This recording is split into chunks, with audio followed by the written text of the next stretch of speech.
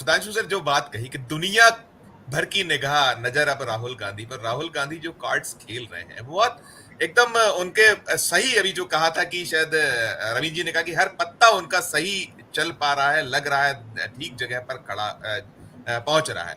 और इन सब के बीच जो एक खास बात ये भी रही है कि जो लोकसभा का जो दौर हो, लोकसभा के भीतर और सड़क, संसद सड़क दोनों पर, और जो बाकी बातें हो रही थी कि सब पीछे छोड़ते चले जा रहे हैं, तो आपकी क्या टिप्पणी होगी इस पे सुधांशु सर?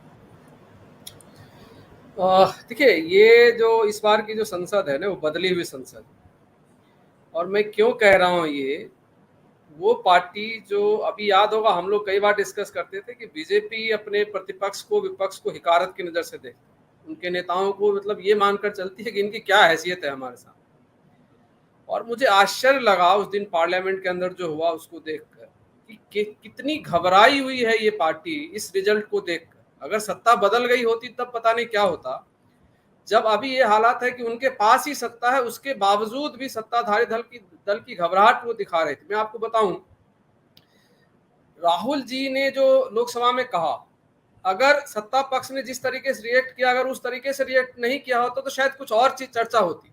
ठीक है, राहुल जी ने बहुत बढ़िया भाषण दिया, वो सारी चर्चाएं होती, लेकिन अपनी घबराहट में जो मतलब किया इन लोगों ने, जो अभी हमारे सीनियर्स ने सारे ने कहा कि भाई पहली दफा काफी दिनों के बाद कोई दिख रहा था कि नेता प्रतिपक्ष बोल रहे हैं, और प्राइम मिनिस्टर जो किसी को कुछ नहीं समझते, उनको लगता था कि पूरी दुनिया, भारत छोड़िए पूरी दुनिया मैं चलाता हूँ, है ना, युद्ध रोक देता हूँ, बाकी सारी चीजें, उनको इतनी घबराहट हो रही थी कि 2 बार इंटरवीन करना पड़ रहा है नेता प्रतिपक्ष के बयान को। वो बाद में भी कर सकते थे, लेकिन उनको घबराहट थी और पूरी पार्टी घबराई हुई थी उसका।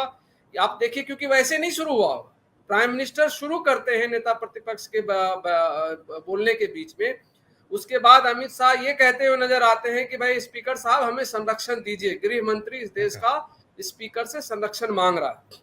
और एक एक जगह पर रोककर, ये मतलब आप ये समझ रहे हैं इतनी आसानी से इस चीज को नहीं लेना चाहिए।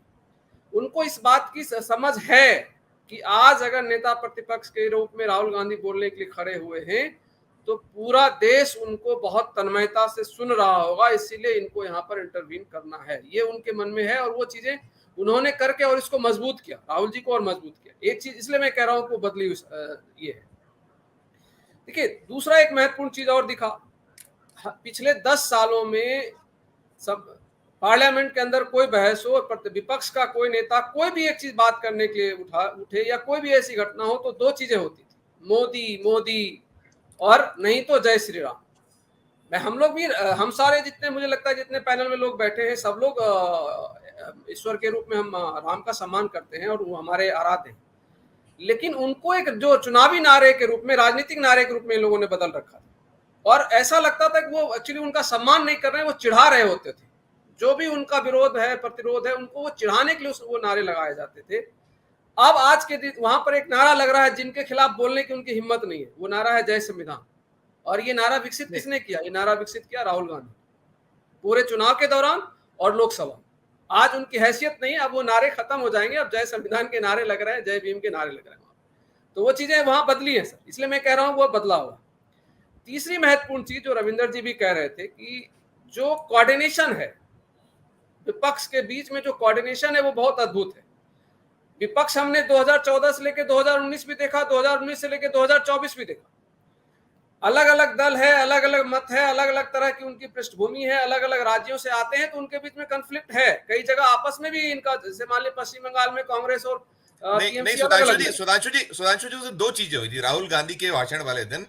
वो एक नारा वो भी लगा था, राहुल राहुल भी लगा था, और दूसरा जो महुआ मोइत्रा ने कहा था कि नहीं वो हमारे लीडर अपोजिशन है, उन्हें पता है मैं क्या बोलने वाली हूं। तो वो जो आप कह रहे हैं कि दोनों में जो आप बहुत अच्छा तालमेल, सामंजस्य वो दिख रहा है, उसी को जोड़ रहा हूं जो आप कह रहे हैं। आप देखिए, और दूसरी जो एक महत्वपूर्ण चीज और है इसमें नोटिस करने की चीज है जी, विपक्ष में पहले क्या था कि राहुल गांधी की स्वीकार्यता बढ़ी है, आम जनता में तो बढ़ी रही है, विपक्ष के नेताओं के भी स्वीकार्यता बढ़ रही है। आप देखोगे कि वहां पर राहुल जी से सलाह मशविरा करने के लिए विभिन्न दलों के लोग आकर बैठते हैं, उनसे बात कर रहे हैं। और जो रविंदर जी ने कहा कि भाई टीएमसी में महुआ मोइत्रा तो दिखी, सबने लोगों ने कोट भी किया, महुआ मोइत्रा उनके साथ बैठकर कुछ चर्चा कर रही हैं, बनर्जी जी ने बैठकर चर्चा करी, और वो जो एक तरह से कई बार दिखता था कि नहीं ममता बनर्जी जी अलग स्टैंड ले रही हैं, अलग वो ले रही, लेकिन पार्लियामेंट के अंदर वो चीजें नहीं दिख रही। सब लोग ये मान रहा है कि हमारा जो नेता प्रतिपक्ष है वो कांग्रेस का नेता प्रतिपक्ष नहीं है, वो विपक्ष का जो इंडिया ब्लॉक है उसका नेता प्रतिपक्ष है। उसका नेता और इस चीज को राहुल जी निभाते हुए भी नजर आ रहे हैं।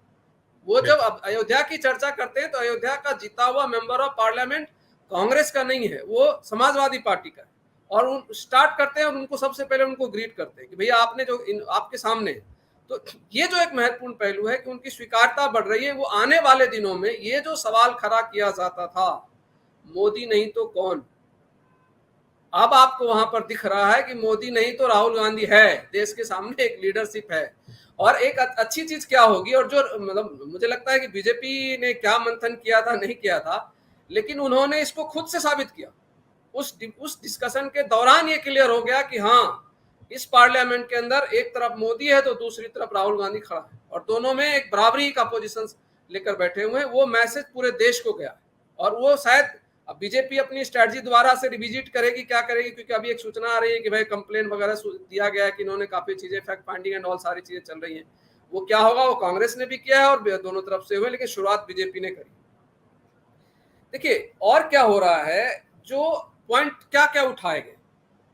एक महत्वपूर्ण जो अभी बीजेपी का आज भी इस इलेक्शन के रिजल्ट में भी जो महत्वपूर्ण पक्ष है वो हिंदुत्व की राजनीति से ये रिजल्ट जो अभी भी 240 उनकी जो सीटें दिख रही है, क्योंकि डेवलपमेंट के एजेंडे पे ये 240 तो उनको नहीं आना था। आज भी कहीं ना कहीं हिंदुत्व की पॉलिटिक्स वो कर रहे हैं, और उस पर वो जमा रहे, इसलिए उन्होंने शुरू भी किया कि भाई पूरे हिंदू समाज को बदनाम कर रहे हैं, फलाना ढिकाना, वो कह रहे थे। लेकिन आप ये देखिए कि वो भी एक प्लान था जो राहुल जी ने कहा, एक काउंटर नैरेटिव है उस हिंदुत्व राजनीति की जो वहां करना चाहते थे, कि अगर वाकई में आपको हिंदुत्व की समझ है तो हिंदुत्व का सबसे महत्वपूर्ण चीज है कि निर्भय रहो। और आप क्या कर रहे हो, आप उसी समाज को डराते हो, क्योंकि वो निर्भयता का जो बीजेपी का एजेंडा है वो क्या है, वो डर का एजेंडा है। हिंदू समाज को बार बार कहा जाता है कि हिंदू धर्म खतरे में, पता नहीं कैसे खतरे में है, उसकी प्रामाणिकता कभी नहीं देते। ये ठीक है, हमारे समाज में काफी लोग उस बात को मानते थे, तो मुझे लगता है वहां भी संदेश देने की कोशिश की है राहुल जी ने कि देखो ऐसा है, अगर आप वाकई में हिंदुत्व की समझ आपको है, हिंदू धर्म की समझ है, तो हिंदू धर्म में तो नियम, ये जो सबसे पुराने जो माना जाता है शिव की, जो देखिए शिव की, और बहुत मुझे लगता है कि शिव की जो लेकर आए वो बहुत प्लान हम सुधांशु जी उतने हम उसमें ना जाए, हम ये चीजें तो पूरा देश देख चुका है। हम तो भी ताजा परिप्रेक्ष्य जो अब इसको, क्योंकि मैं अगली टिप्पणी सुशील जी से भी लेना चाहूंगा, आप समअप करिएगा जी। वो जो कह रहे थे मैं उसको उसी को बताने को, और बड़े पैमाने पर ये मैसेज देश के स्तर पर गया है। राहुल आज के डेट में एक कंप्लीट नेता है, और अगर कल जरूरत पड़ी और देश ने, जनता ने उनको मौका दिया तो बहुत अच्छे से और सौहार्दपूर्ण भाईचारे वाले देश, जो भारत की, क्योंकि आइडिया ऑफ नेशन की बात वहां पर हो रही थी, तो जो 1947 के बाद का जो भारत था, जिसके सपने गांधी ने, नेहरू ने, पटेल ने, सुभाष चंद्र बोस ने देखे थे, उस भारत को लीड करने की क्षमता राहुल गांधी जी में है। ये वो प्रमाणित किया है उन्होंने पिछले अपने वक्तव्य।